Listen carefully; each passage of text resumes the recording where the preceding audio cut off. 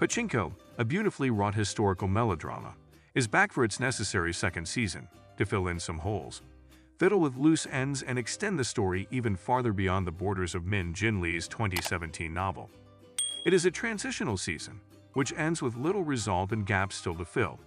And while it offers all the sensual pleasures of the first season's performances and production, its portion of love and death, it is very much the middle of a book.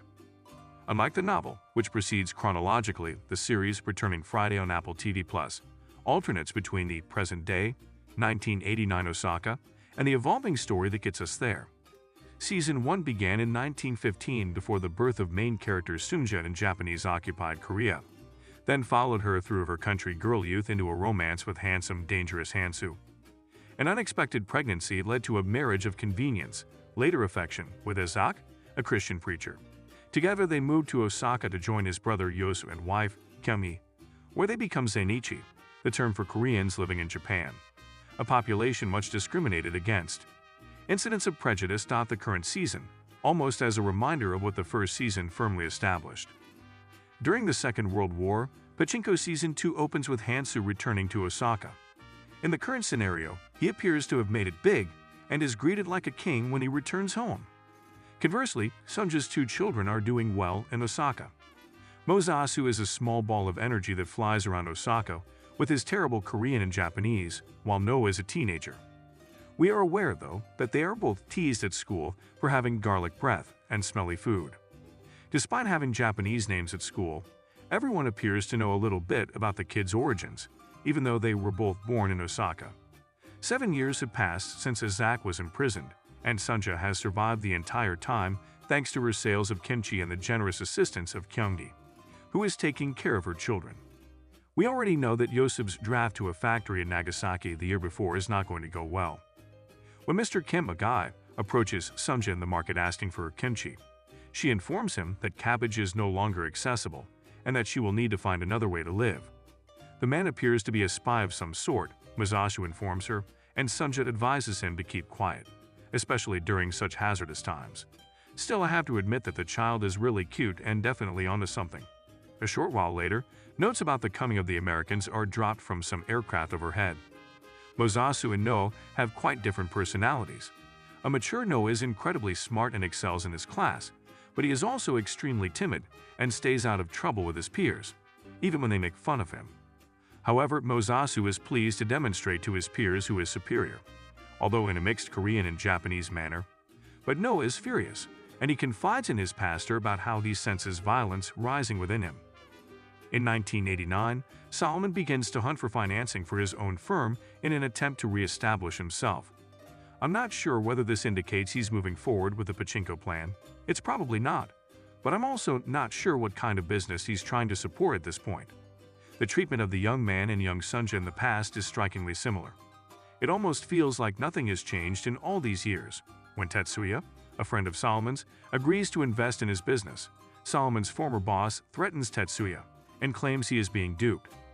We are aware that Hansu is wed to a woman from a reputable family, and that despite the fact that all of his subordinates appreciate him, particularly for his work, some individuals nevertheless enjoy disparaging him, especially in his presence. Hansu brings elegant cuisine on the table for his welcome party, despite the fact that many are struggling to put food on the table. Sunja's Exhibit A. He can definitely pull a lot of strings. When Sunja encounters a Korean lady who looks like her and has 2 children, the other woman proposes they create some rice wine to sell on the black market illegally. It is also sad to realize that Sunja's mother hasn't written to her in 3 months. Sunja has no choice except to sell the wine illegally, as even Yosub isn't getting paid fairly.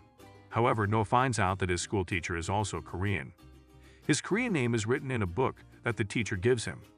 Additionally, he advises him to think about attending college, but Noah is determined to stay in order to follow in his father's footsteps and become a priest.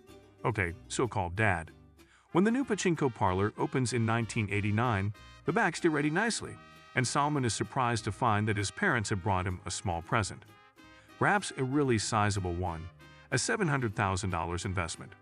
A bank loan secured by the same Pachinko business. Yet that leaves Mozasu in debt to the tune of about $1 million.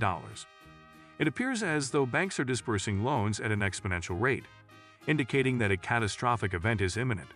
Then Solomon finds out that his friend is no longer investing and is already quite depressed. Nevertheless, the order is incorrect when Solomon and Sunja go grocery shopping for cake. Even worse, the man behind the counter accuses Sunja of making a mistake in her Japanese when placing the order. Solomon becomes enraged when he taunts her by ordering her to learn Japanese if she intends to live there. He informs the man that because Solomon receives his monthly wage in a single day, he cannot treat them like lowlifes because he was born there too. He's clearly under pressure at work, so it seems sense that he would become enraged over how his grandmother is handled. Solomon, however, tears up the check his father handed him and tells Sunja he can no longer feel sorry for her. What on earth does this young man know? Since Sunja experiences shame both times, even though she wasn't truly at fault, I suppose this plays out similarly to her arrest in 1939. Sunja discovers in the previous timeline that the judge has a frightening temper. But when the time comes for the court to decide, he releases Sunja with just a warning, merely warning her that the next time, her luck might not hold. At the conclusion of the first Pashino episode, Hansu discloses that ever since Sunja wed Isaac, he has been watching her and her children. Hansu has been working on Japanese armaments and ammunition. Sunja is simply unable to comprehend the level of luxury he lives in until she finally gets to see it. Hansu is now trying to buy himself back a spot in Sunja's life. He claims to have set up a rural residence for her and her family, but Sunja has no intention of accepting since she won't part from her spouse. At last, Hansu acknowledges that Sunja truly feels something for Isaac, and there isn't much he can do about it, but he's committed to keeping Noah and her secure.